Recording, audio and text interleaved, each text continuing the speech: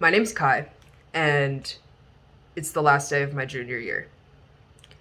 At my school, we write speeches called presentations of learning instead of finals, and I wanted to share mine with you because I feel like it goes beyond my school experience and it talks about like my brain. Hence the name, How I Organize My Brain. Um, I'm going to censor some of the personal things because I don't want to like share where my school is and everything, but this is my presentation of learning. I'm going to be looking over here because this is where my script is. Have you ever tried so hard to do something that you could barely even start it? I'm sure many people have had a similar experience when trying to do work. Maybe you sit down in front of the computer and just stare at the words in front of you, or maybe you snap the pen in and out so many times that you forget your thought pattern. I am Kai, a junior, and I'm here to tell you about my brain. During quarantine, I learned that I have ADHD along with several other diagnoses. These aren't things that I can ignore about myself. How my brain works affects every aspect of my life, from how I do my schoolwork to the amount of passion I pour into my craft. This quarter, I took a class called Zombies, in which my group decided to write informative essays to show our learning. Halfway through the time we had to write, my teacher, Mary Lee, asked how the essay was coming along.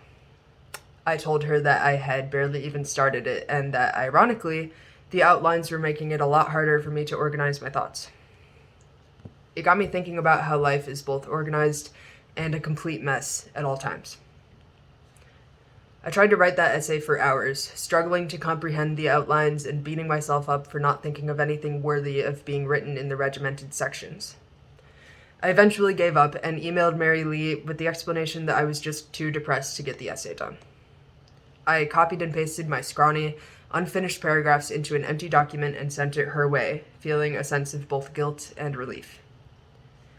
I didn't want to settle for bad work. I wanted it to be perfect. So the next in-person school day, I figured I would try to edit my essay a little bit. I wasn't sure where to start with it, but I could see all of my thoughts in front of me for the first time, allowing me to see that one of the lines would be a really good opener for my piece. For the next hour, I was 100% in the zone and focused on my work, typing and rearranging the plain document, looking at the essay as a whole, and changing what I wanted to. I wrote 3 more paragraphs and ended up with a proficient, informative writing by the end of the day. The difference was clear to me. When I was trying to use a pre-made outline, I felt trapped and was unable to complete my creative process. As soon as I put the essay into a format where I could see it as a whole, I was able to find inspiration to do good work. That's precisely why, in my personal life, I don't always do things in a typical way. I leave heaps of laundry on my dresser, annoying my family with my messy room, while I see it as a personal system. Over there. The clothes that I try on or want to wear in the next few days don't fit into the categories of closet or hamper. Therefore, they live on my dresser until they make it into one of the categories. Another example is how I go into each makeup look with no more than a theme and my materials. I never plan out my looks to the extent that one may think. I simply sit in front of a mirror with an idea in my brain and I go with it until I'm satisfied with the art on my face.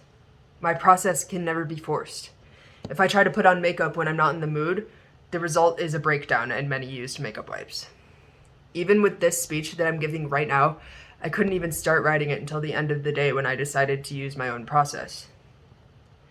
Even though typical systems don't work very well for me, I'm still a highly dedicated and hardworking person. My passion lies in the performing arts, and let me tell you, I pretty much run on passion.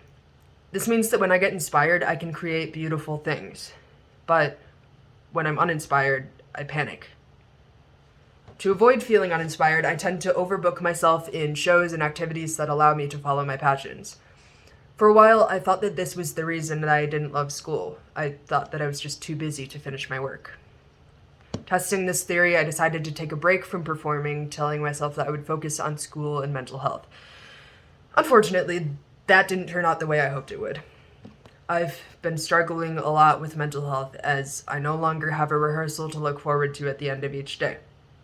I don't have that release that I normally would.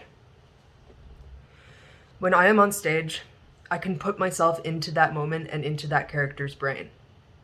I can portray emotions and bring up feelings in my body without making them so intense that they become real. When I'm singing in choir, I'm the only tenor, so I know that everyone is relying on me to get my part right. That allows me for enough inspiration to focus on the music and forget about everything else. All in all, I use art as a way to keep myself healthy. Organization and inspiration are things that come differently to each person. My best work is done when I really feel it. My best songs are written when my heart aches, and I know for a fact that this is true for many others as well. The essay that I wrote in Zombies is about thinking of life as a movie. That is something I've talked about several times before because it explains how I cope with the challenges in life. If something is big and meaningful, it has an impact, even if it's sad. I wouldn't write a speech about how my life is perfect and nothing is ever hard. Nobody would come to that. We all have ways to get through the tough times, and we all have reasons to keep going each day. As I reflected on this year, I learned that I am strong when I follow what feels right. I learned that I need to perform. I am no longer on a break from performing, so I have some good news I'd like to share with you all. I will be featured in a movie this summer, and I have several weeks of theatrical summer activities coming up that are sure to improve my state of mind. I am so ready to get back into performing and to find my love for life again. Thank you all for listening. And that was my POL. Yeah, hope you enjoyed it. Leave some comments. I might start writing some more stuff like this, actually. And I think I'm gonna write a song, because my heart does ache right now. Goodbye.